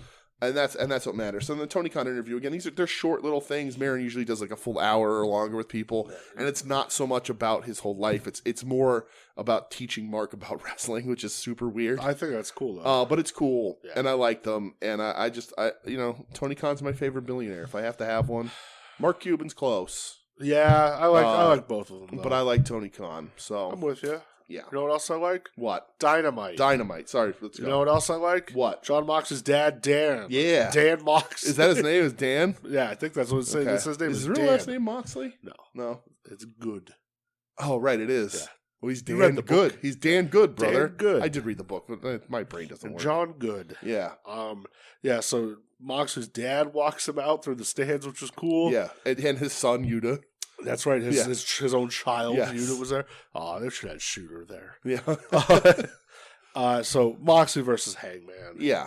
Dude, this fucking ruled. I mean, this was so good. It's been a long time since I've been backstage at a wrestling show.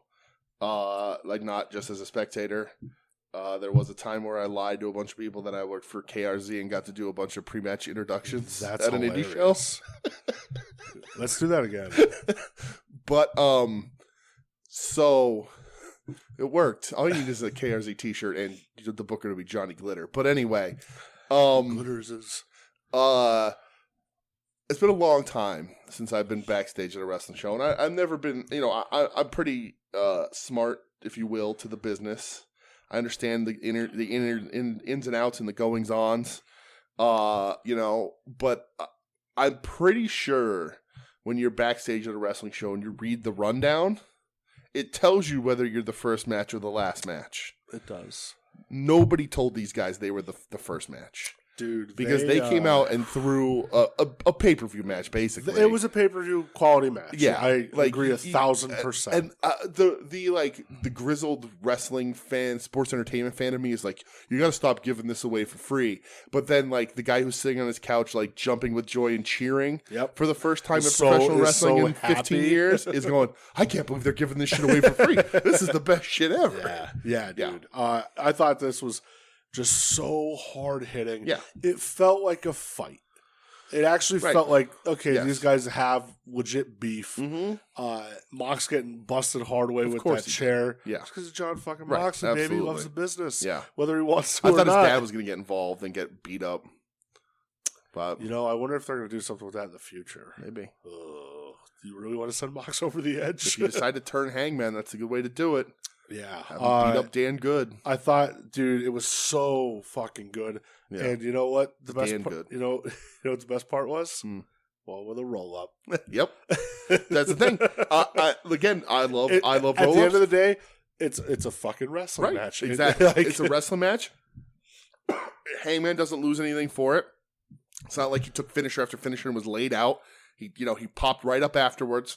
And don't do another man's finisher. Yeah. Because if it's his, he's the expert at that move. Yep. That's why when you look at something and you can say, oh, well, this old wrestler, his finisher is just a pile driver and it's so outdated and it's not cool and flashy.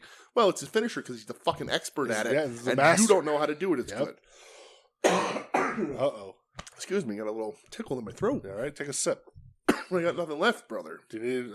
yeah, give me that hot sauce to sip down. I mean, it'll work. You want to grab your drink? No, I'm good. Here, I'm grabbing your drink. I'm in control. I'm in it. I got it. We're good. Little tickle. That's all. What are you handing me here? Give me that grapefruit shit. All right, thanks, buddy. This is live podcasting. You needed it. Thanks, buddy. I've got your back, buddy system style. You are the perfect friend. Until the very end. No, those songs were all written by Lanny. I know. Aww. Do you think Masha wrote you gregarious, not shy? Yes. Oh, Mr. Perfect, and you know you're in a better place.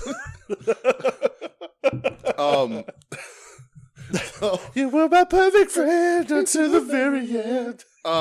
So, Mr. Perfect, don't you know that you'll be truly missed? but that's the thing. He tries the bulldog choke, and of course Mox knows a counter because it's his fucking finish. That's what it should That's how be. it works. So I need to start, or you watch on your own. Yeah. They put up Road to Dynamites. Okay. It's like 20 minutes long. It's a preview of Dynamite. Yeah. Dude, this week's was so good. What's up? They had Moxley like walking around the streets of Cincinnati and stuff, and just talking about Hangman. And he's like, the reason that my voice is raspy is because you clotheslined me in my throat. Yeah. He's like, I gotta get you back. But like he said, he goes, listen, I'm no one trick pony. Yeah.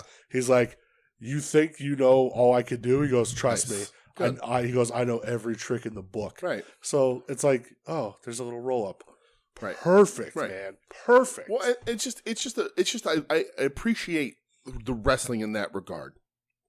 You know, Orange Cassidy's finish is the Orange Punch. Other people punch in matches, but it's special because he's mastered. He's perfected. Yep. The super kick is the same way. Yeah. People throw super kicks all the time. Sweet Chin Music is perfected by Shawn Michaels. And then you can just sort of drill that down to the one that always goes to my brain is the Diamond Cutter. Sure. You know? QT Marshall. Right, He's the QT master Marshall's of it. Diamond Cutter. You know, but like it's just it's an interesting tiny little aspect of what the fuck is that, chocolate? Dude, like for real, I thought it was. Dennis Rodman on my shirt looks like he has a herpy on his lip. He probably does. I think It's just Rodzilla. I think it's just some hot sauce, though. It's all right. But Come on, wash. you know, sort of the mastering a move and having it be your finish is just a subtle little part of storytelling that I really like. Yeah. So when you try someone else's move, you're gonna get fucking caught. Yep. And it's not gonna be as effective, right? If Mox did the like he did the couple weeks of the buckshot lariat, it's not gonna be as effective. People are gonna kick out because you don't know exactly how to do it the way the guy who's finisher it is. So you do that, you get caught, Hangman. It's what it is. I loved it, dude. It was just brutal and hard hitting. Yes. And yeah, in the end, you got with a roll up. You got. Next thing I have is the Acclaimed. Oh, we're skipping the fact that they're doing Jamie Hayter versus Bunny to try and follow up the Emi Sakura match. Brother, what are we doing? I was hoping they were going to announce it as like a street fight because Bunny bled all over the place in Yeah, that one. I'd be down with that. But no, thank you. It's ain't dog. Not going to happen. And then Britt's getting jumped by Saraya and Tony Storm in the parking lot. How bad is Saraya in that segment? Yeah, not great. She is going to be one of wrestling's biggest overpaid or mistakes. Like they're going to be like, oh, we like get this story, like get this, you know, invaders versus homegrown talent out of the way and slowly walk her off TV because she stinks. Nothing she says is natural. Yeah. The crowd doesn't pop for her anymore. She's not doing anything interesting. And she looks at the camera, this is my house. So terrible. Yeah, not great. Get the fuck out of here. The Acclaimed segment, though. The Acclaimed versus so good. The Outrunners. Yes. Truth and Turbo. Yeah. These motherfuckers jumped off the screen for me, brother. They were on Dark this week, too, I think. saw the clip of them against House of Black. Yeah. And the one dude gets murdered by Brody. Yes. Dude, when they did the scissor, their heads are just shaking violently. I was like, can we get these guys on television? I would sign them time? immediately. I think they're immediately fun dudes. I need those job guys that'll be so much fun to see. I need those dudes managed by Daddy Magic. Yes. Big Daddy Magic vibes coming from those guys. Absolutely. But the Acclaimed... Truth and Turbo. This segment is so good that even Michelle was like, wow, the Acclaimed really are better than everybody else, aren't they? Like, yes, they are. So, are you talking about the stuff afterwards with the guns? The stuff after. Yeah. Oh, no. I don't love it. Really? Yeah. Okay. I feel like we're back to where we were. We are. I get that. Like, yeah. It's just, we never, and like, it just feels like the setup for Billy to turn on the Acclaimed. Right. You know, like, I think they're looking to maybe start winding down the Acclaimed a bit. Because they're on top, but you gotta... You want to put the belts on the guns? No, I'm not saying they're doing this, but you get Billy to turn, and then that takes away one of their sort of, assets, and then they sort of...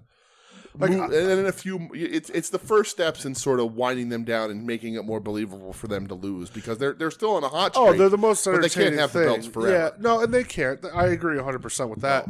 No. It's just like the whole... even what Billy said, like, tag matches, or the tag title, you got it. Yeah. Like, the Acclaimed weren't pumped about it. Right. Which, I'm like, oh, but you're supposed to be like the good guys, and you want to defend your belts. Right. And they were just like, oh, what? Okay. Where I'm like, the whole, like, it's, I don't know. I guess it's me with old wrestling brain where it's like, the champ is a fighting champ. Sure. And, doesn't say, like... you haven't earned it, no, it's the heel. That's what they're supposed to, but right. I don't know. Michelle Again, my brain loves the fact that they stole their legitimate shoot dad. She loves it's that. Great. And so she's less involved in that. She doesn't know that how we've been running this back a bunch. But to her point, when she was watching them, she was like, they jump off the screen. They're more marketable. The raps are funny. Like, they're so much funnier and more charismatic than everybody else. Yeah. And then she's like, and also marketing-wise, she's like, they should be selling Billy Gunn scissor pants. They she's like, they are just like, so when she watches them, she's like, marketable. I get why everyone likes the Acclaimed as much as they do. And she just loves. Every time she's like, "That's really their real dad." I'm like, "Yeah, they both look like him, but nothing like each other." Exactly. But yeah, and then I said that Billy Gunn's 59 years old. She said that was a rough 59. I said, "How dare you? That's a great looking 59. Yeah, he's handsome. He's a handsome dude. But it's a Hasbro. I just think you gotta. We talked about this a couple weeks ago. Their tag division right now is weak. FTR's off TV. Yeah. Bucks and Death Triangle aren't around. They just got out of the trios thing. Yeah, which it's and fine. You want to do the trios belts and you want to do these tag belts.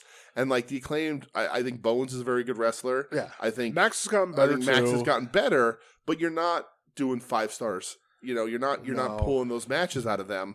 So who do you have as a challenger that you can put them against? It's like you can't. I know they're trying to build Top Flight, which is good. Yes, but you can't.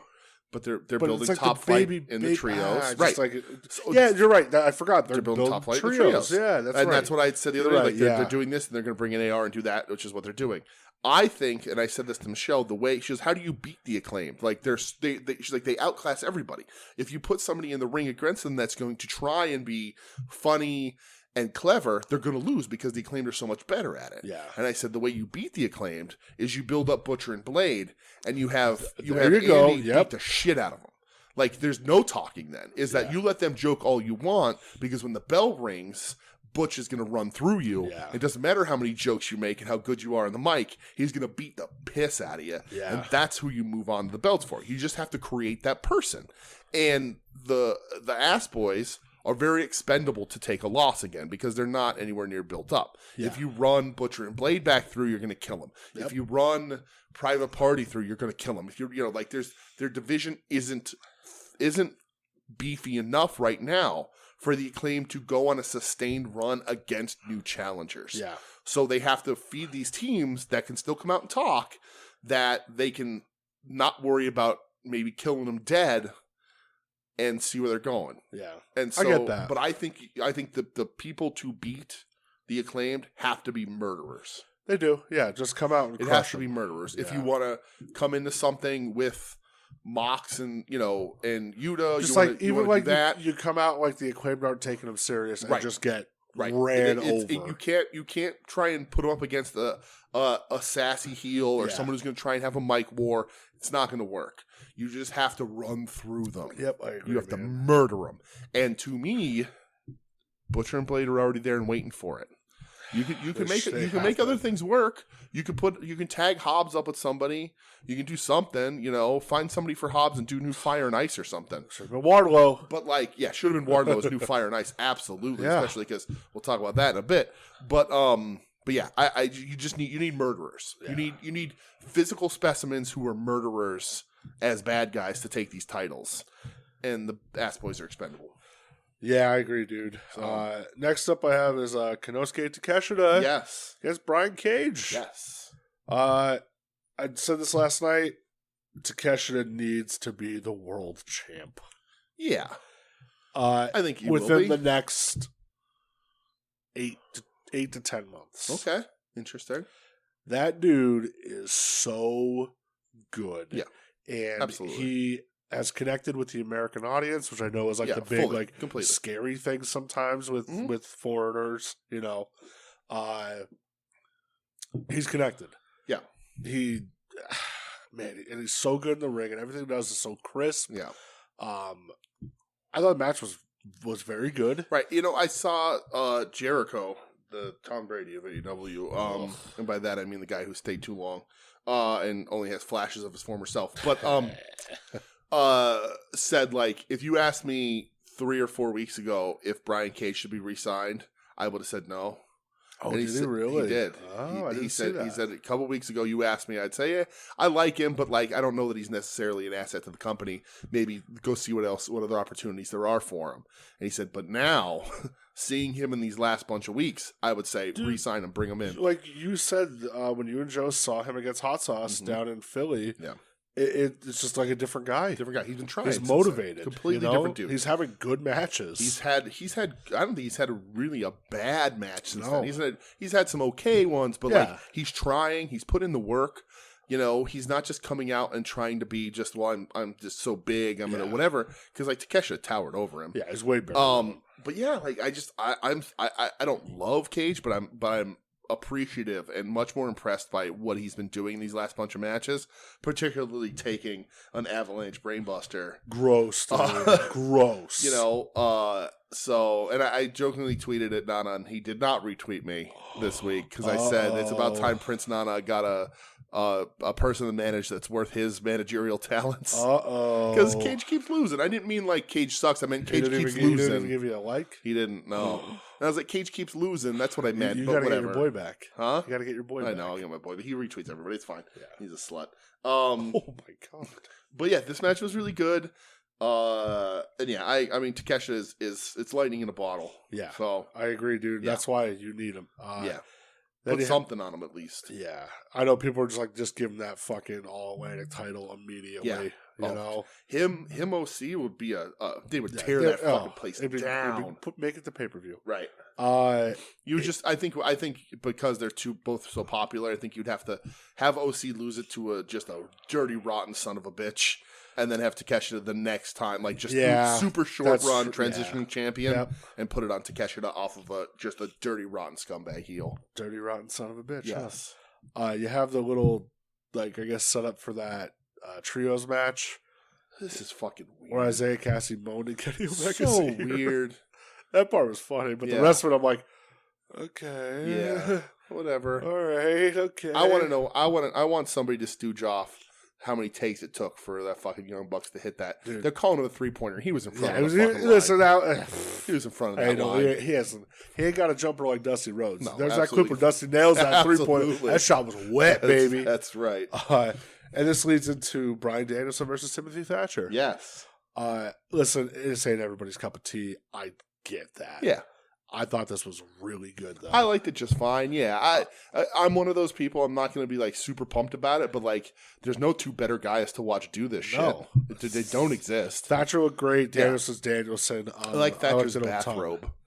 He looks cool, man. I'm into that. Thatcher looked great. Yeah. I liked where he had the double wrist lock on Danielson. And he just like picked him up and just carrying him around the ring. Yeah. That looked cool. Yeah. But Danielson's the fucking man. The thing that got me the most in this is it had a very well-timed ref bump. Yes. In the corner. Yeah. It was just so well done. It wasn't like nobody was looking around to make sure he was in the right position. It was trust. Two pros out there, dude. And so they pushed him in, and it was just a great little spot. MJF comes out, and it's like he's gonna get Danielson with the ring, and Takeshita comes out. Dude, awesome. That was so good when he jumped away. Yeah, real cool. Absolutely. Jumps out of the crowd. And it was like, oh, shit. Awesome. Yeah, super cool moment, which then runs to the back, and Takeshita's beating up MJF. Yeah. And then we get the out of orders promo segment of Roosh and MJF. This pissed me off. Me too, dude. I was so mad. Because Yeah. I thought I was nuts at first. I went and watched this back. I watched it online. Because I was like way out of order, right? Because we get Swerve calling out Pillman Jr. for some reason right before it. The fuck out of here with that! I don't want to see that at all. The MJF Roosh promo happened, and I was like, wait, what? He was just in a fight, and he wasn't dressed like that.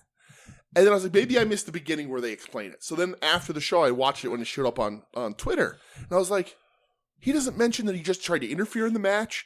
He doesn't. He says he does because I'm like, he doesn't acknowledge that Dragon won. He doesn't acknowledge that Takeshita came for him. He's dressed different. Yep. And I'm like, what? I was like, I thought it was nuts, and he doesn't explain any of it. And I was like, this is stupid. This is in the wrong fucking place. Not a fan of that. The absolute wrong Good. place. I'm glad you also were like, fuck I think this. Maybe they created the Takeshita thing that day and didn't realize they had to flip the segments or something. Yeah. Because I was mad. It did not fucking work. Yep. And I was so pissed. I was like, that stinks. You don't do that. It's like the little things. Because Max was good in it. Yeah, he was good. And Roosh was good too. It was like when the one dude is like, oh, you perro, and he's like, dog, right? I think. Yeah. I thought that was cool. Like, Max is good in these pre-tapes. He is. But it was out of order, and I was like, you dirty, rotten fuckers. Yep. Made me angry. Yeah, you're fucking... Because there's a bunch of different ways this goes, right?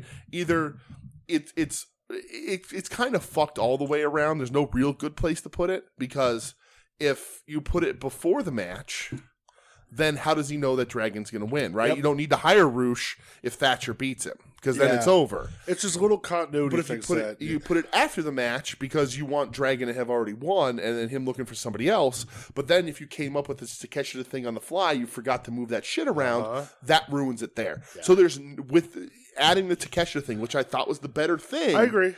Because Takeshita is going to beat MJF in this qualifier. He's going to be like the first dude to win a qualifier in fucking AEW history.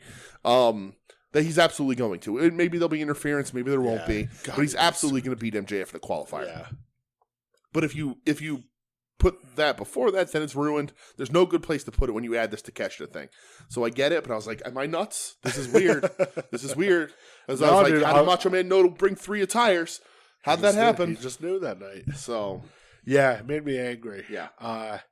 Next thing is Jade versus Velvet. 50-0, brother. Like that was ever a doubt. Yeah, right. We're waiting to get to 50. I don't think she makes the 51. Who's next? Did they know? They didn't announce who's next. They didn't announce anybody. I think she sits back and enjoys this 50 a little bit. Has a little celebration. Does that, and then you bring out whoever you want it to be as her next challenger, and you build it to the pay-per-view. Pay-per-view's 5 weeks away.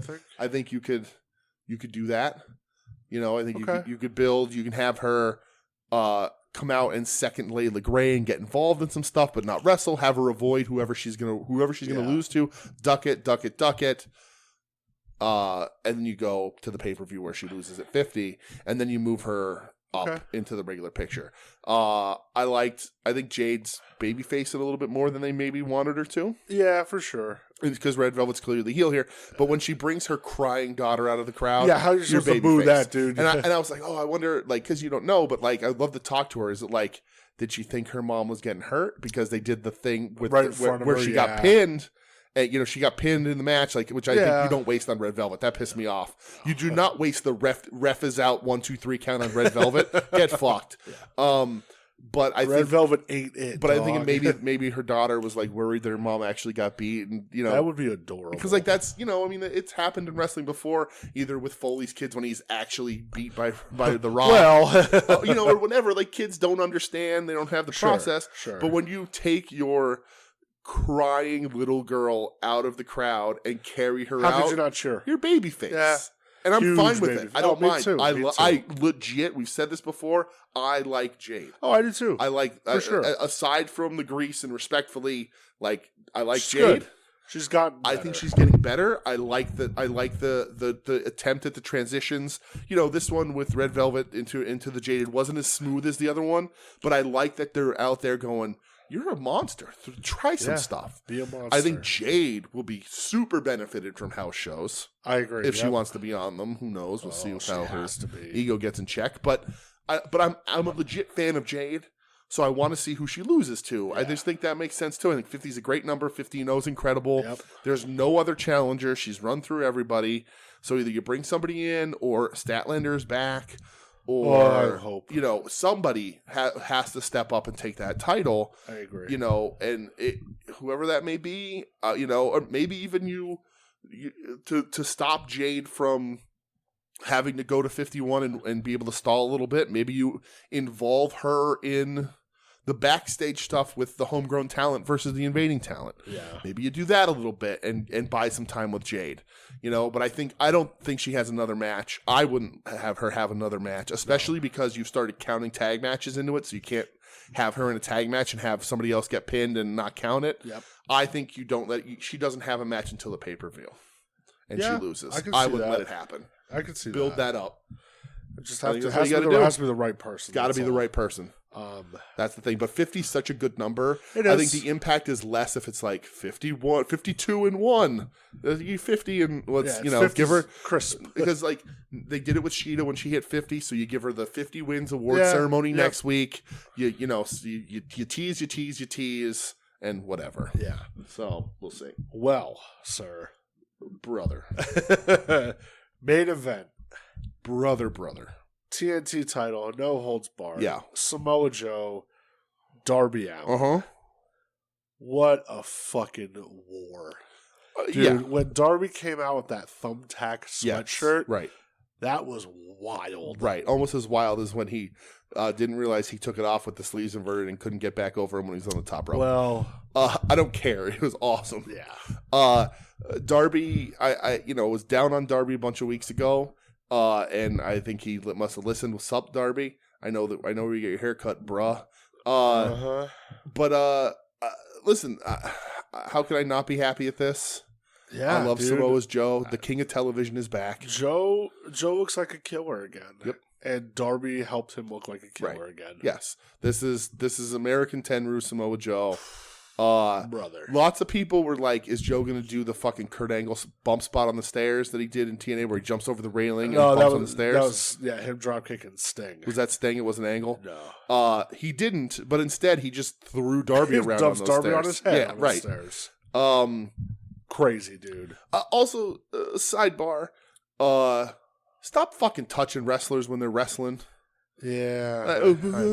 Touching them while they're walking up the stairs and shit. I get like posing behind them and taking Sure, pictures and like yeah. leaning in, but so many people are touching people, and I'm like, man, if one of these dudes ain't paying attention, like you're gonna get clocked because they're not gonna know what it one is. time with Mike Awesome. Right. Or when Punk fucking pie faced that Right. dude because he kept pushing him. Right. This match is insane. Darby has the thumbtack shirt, the fucking table bump, the Joe coffee getting drop, busted hard way with that when he got the table right in his the table to his face. head, which is a hard fucking spot to do because Joe wasn't looking. Yeah, like how do you do Right. that? Just beating the dog shit out of Darby. Yeah. And I didn't know where this was going to go, because it hasn't been a long run for Darby. It's been fine. I like it. I love the story though, where it's like, yeah, he's been defending it every week. Right. Hard matches. right. Like, And you I get run think down. Darby's style, as much as I've sort of pissed and moaned about it in the past, his style is built for shorter runs. He can't sustain these longer runs. He beats himself up too much. So you can switch that back and forth. But I saw it was Joe again. I'm like, we're just going to put this back on Joe. I'm fine with that, but is this what we're doing? But I was like, man, the King of TV is fucking back. I like that. I think it was smart to have a champion in Japan. I agree. Yeah, it was smart. That might have been why they did it. Totally overall. Smart. I don't have a problem with that at all. No. And Darby apparently really made an impact in Japan, and people talking about how much everyone really liked him. So you're going to see more Darby over there. I agree. Yep. If Noah can fucking decide that Dante Leon's a good idea, they can bring Darby in.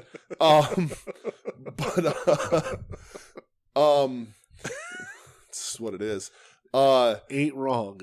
But Joe winning makes me happy. Joe winning where he literally murders a dude makes me happier. Dude, Avalanche Muscle Buster on the wood. So that was the funny thing too, is they really you could have untied that ring a little bit beforehand for him. Yeah, hey, let's help him out a little bit there. I was gonna cut off a finger. I was too, because he was holding that blade real wrong. Sawing at it, and then getting to the plastic ties. I've put a ring together. You got to have that shit if you're bumping on it all night. But you could take a couple off for him, maybe. Help him out a little bit there. But he does all that, and then the one he just gives up on, and I'm like, oh, it's gonna be so hard to pull those pads out. And he got him out, and he got him up there, and I was like, okay, well, you're not bumping on the wood and kicking out. There's no point. No, that's a death bump, right?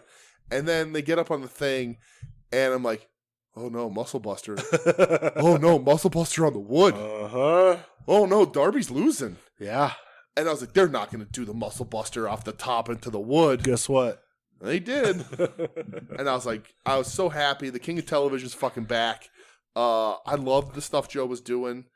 And I think that's more my issue with Darby then, is that I really loved the way Joe was wrestling again. I loved his promos. I loved the King of Television stuff. So when Darby won, I was like, oh, I think there was and I said this on the show, I think there was so much more you could do with King of Television Samoa Joe that you didn't get to do. I just think Darby is the perfect foe for Joe. Absolutely.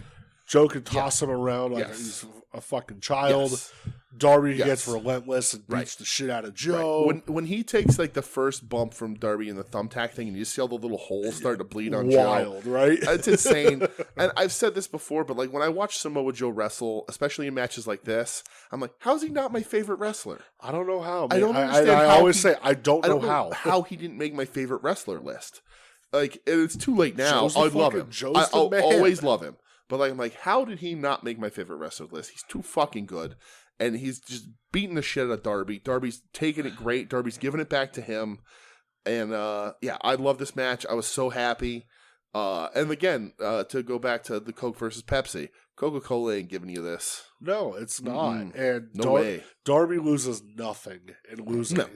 He's pretty much bulletproof at this point. He's been bulletproof for almost the entire time. Yeah. And nobody loses anything from losing to Samoa Joe. No. And then just you have what it is. Big old Wardlow makes his return at the end. Yep, short-haired war dog. Runs out, beats the shit out of not announcers, but security guards. Yes. I love that, it cut off when he's about to powerbomb that guy. Did you see the awesome bomb? I did, yeah. I was like, what a kind of a perfect cutoff, though. That was kind of the perfect ending. You just see him start running with him and cut. I was like, that was cool. Yeah, right. Wardlow Joe's they're gonna run that back. All right. Wardlow and Joe, I don't know if they match up great. I don't think so. They're just two big powerhouse dudes, which is great, but I don't know.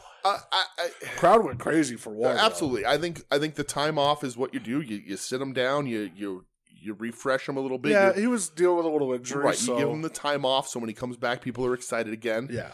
But that's not where I want Wardlow. I don't want Wardlow with that title. I think Joe needs that title. I think Wardlow needs to be an unsuccessful challenger for MJF. I think if you are going to run with MJF for a little bit longer, and I don't know that you are, but if you are, I think maybe not pay-per-view, but I think in between this pay-per-view that's coming up and the next one, I think you can fit Wardlow in there playing off their old history again, but this time with Max on top. Because Max is champ. Yeah, it's just... I think with Max as champ, you could run it back and do something fresh I think it needs time, though. You need to keep them away from each other long. Well, you still have 5 weeks until... I wouldn't do it until after the pay-per-view. I'd even wait longer. Yeah. Just keep them apart. Yeah. You don't want to... Because it's fresh in people's memories still, Wardlow and MJF, Right. you know? Right. And especially how MJF kind of fucking sandbagged Wardlow's momentum a little bit, Right. you know? Right, Wardlow can bring that up and stuff. Right, but with that, you don't want to wait too long. But that's what you wait 5 weeks, let the fallout from the pay-per-view happen. Wardlow slips in between those two pay-per-views. Just a TV blow-off. Maybe there's like a special TV special in the middle or something. True. And you do it there. I don't think it's pay-per-view worthy, but I think you could blast I or think, something. I think you could play off of all of that. Okay. And you know, I guess you'd run the risk of Wardlow losing to MJF again and whatever. Yeah. But because they were so tied together and will always sort of be in each other's orbit, I think you can run that back a bunch more times if you really needed to, with enough space in between each one. Like, those two can collide their entire careers. Sure. So I think you could run that sometime in the summer before a pay-per-view, and just get that out of the way for MJF. I don't want Wardlow winning the TNT title. No, I think if Wardlow was going to win the TNT title, you have him take off Darby. I know it's face versus face. I think he'll beat Joe for it, though. You think so? Yeah, I do. Yeah. I just I don't see why. I guess you transition it back to Joe so you get babyface versus heel to keep Wardlow up. Get but the again, Wardlow story that Joe fucked him out of the title and turn on him. I think there's so much you can do with Joe here, and I don't know that Wardlow's. It depends on Joe's availability too, though. Yeah, you know true. that's all. Big stability, Yeah. availability, sir. Yes, very true. So, yeah, dude, I thought both AEW shows this week were bookended by great matches. Absolutely. This is a good Dynamite again, You for know, sure. yeah, another really good Dynamite. Yeah, absolutely. So, They're rolling. yeah, I like it. I think so too, man. So now that Royal Rumble season has come and gone, Yes. the Royal Rumbler has disappeared. She has. She sends her regards. She appreciates all the kind words and messages. Sure. But she even said to me today, I don't remember what the fuck happened on that Rumble. So She was having a good time with Des. she was having a too, good time. She had a good time seeing everybody, but she's Yeah. not a wrestling fan. And like, as much as we like these Rumbles, they're not as fun as No, watching some of they're the not. other ones. Sure. So, but That's it's just what it regards. is. So February, last February, we highlighted it's Black History Month. It is. So this month, do we our part. are going to highlight some more Yes. African American wrestlers. Yeah. Pay some respect to them. Mhm. So we're kicking it off. This week's watch list. It's going to be Shelton Benjamin. Yes. So- Shelty. Shout out to Tim and Marcus. They're big Benjamin heads. Benjamin's awesome. They- Always has been. You know, a couple years ago, I remember them talking like, man, he needed a run with the belt. Mm-hmm. And they said that, and I go, man, he really did. Yeah. So we're going to watch a couple Shelton Benjamin matches. Yes. 2 of them are in Peacock. Okay. One of them is on the Ring of Honor app. You know, if you want to watch, Yeah, we'll figure it out. holler at your boys. Yeah. So Did we check YouTube for it? It wasn't up on there? I didn't check. Okay. So the first match we're going to watch is from the May 22nd, 2003 episode of SmackDown. We have Charlie Haas and Shelton Benjamin, the world's greatest tag team, against Eddie Guerrero and Tajiri. I forgot about the pairing of Eddie and Tajiri, to be honest, man. I remember they're really good, though. So excited to watch a little bit of Shelton from that era. Then, from September 11th, 2010, Ring of Honor Glory by Honor 9. We have Haas and Benjamin, the world's greatest tag team, going up against the Kings of Wrestling, Chris Hero and Claudio Castagnoli. Yes. I don't see it on YouTube here. Okay. But there is the Brock Lesnar and Shelton Benjamin versus the Disciples of Sin from OVW. Oh, jeez. And also the Briscoe Brothers versus the world's greatest tag team. That's from pretty 2011 is on here too. But Briscoes, we're going to get to them. yeah, in we'll March. get to that. Yeah, yeah. And then the top match we're going to watch from the May 2nd, 2005 episode of Monday Night Raw, Shelton Benjamin versus Shawn Michaels. If you know, you know about this match and the finish. Right. So excited to watch all these, man. Shelton Benjamin fucking rocks. Yeah, absolutely. So this is going to be a fun watch for sure. Yeah, Shelty's a really good, solid worker. Has been for a very long time. Ain't no stopping me. Nah. So I'm always excited to see him. He's just a dude who he just naturally just gives you great stuff. Yeah, So and I was a big Haas and Benjamin fan when they were happening, awesome. and then whatever happened to Charlie Haas. Well, you know. I guess we'll wrap it. You watch it, or did you buy anything this week? Did I buy anything this week? Well, I pre-ordered my Hitman Ultimate. Same. With I needed an extra like $3 to get the free shipping, so I got an extra thing of deodorant, which was it's already here. Good. So that's nice. And then I also bought the Walmart exclusive glow in the dark What We Do in the Shadows Funko Pop set. Dude, I almost bought it, Yeah. but I'm like, I can't go down that road. But God, they're so cool. I said to Michelle, I showed it to her, and she said, I kind of want those. And I was like, what? Okay, yeah. I mean, yeah, buy. So buy I now. bought Buy them, 3. and I'm hoping she forgets about it. Oh, that'd be fun. And then I could, because they're like a pre-order, they'll be out in July, I Yeah. think they said. So then I can wrap them up and throw them as a little. Stow them away a Yeah. little bit. So, but yeah, when I kind of want those is as close to you get from Michelle and wanting anything. yeah, So I had. they're to. awesome. Yeah, they're really cool. I might buy them eventually, but they're so cool. I like the set because you don't even have to take them out because they're displayed nice and not like Funkos are posable or anything. Yeah. And then later on down the line, when they make a Jackie Daytona one, I can buy just the Lucy Jackie Daytona. Regular human bartender. Regular human bartender. So, because that's what, like, I'm sure they're going to make other ones. They have to make a Jackie Daytona one. God, So please make they a Jackie have to. Daytona. So, Anybody anything else? no. Okay. So on Saturday morning, Target put up a pre-order. Yes. I bought the Head Shrinkers and Pauly Dangerously. Oh, you bought the Pauly too? That's Absolutely, cool. man. Nice. I love Pauly. So Yeah. got both of those. I said the Ultimate Brett. Yep. The other day I did pre-order the Desert Storm Hogan Elite. Oh, did you? Absolutely. That's funny. Okay. I had to buy that. Insane. And then thanks to you, my good, kind sir, Yeah. Vinegar Syndrome put out You Wrestling bought with it? Shadows. Good. Restored on Blu-ray. A nice little limited slipcase coming with some extras.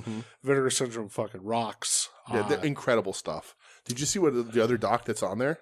Yeah, it's the Owen. The Owen one's on there too. Yeah. And there's new commentary by Hitman. And, Yeah. I'm excited. It's like my favorite Yeah. wrestling, one of my favorite wrestling things ever. Mm-hmm. And Vinegar Syndrome is great. Absolutely. So I'm excited. So I bought all that shit this week, man. Good. I love Vinegar Syndrome stuff. I just have to really control myself when I go on their site because It's scary. They put pre-orders down for good sales and they have great sales. Black Friday's a great time to hit them up.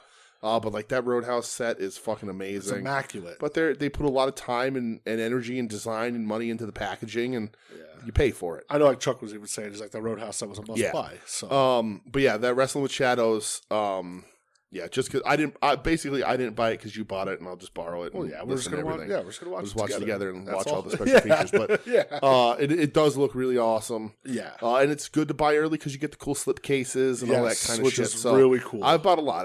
The Hell Comes to Frogtown, Vinegar the Syndrome is Roadhouse. great, they do dude. really, really incredible stuff. Yeah, all the stuff they remastered the show on Shudder. Yeah. Even down Mahoning and Right. stuff. Yep. Love Vinegar And Syndrome. they also just Apparently Meltzer was like confused. He's like, "Oh, something with Vinegar's putting it out." that's funny.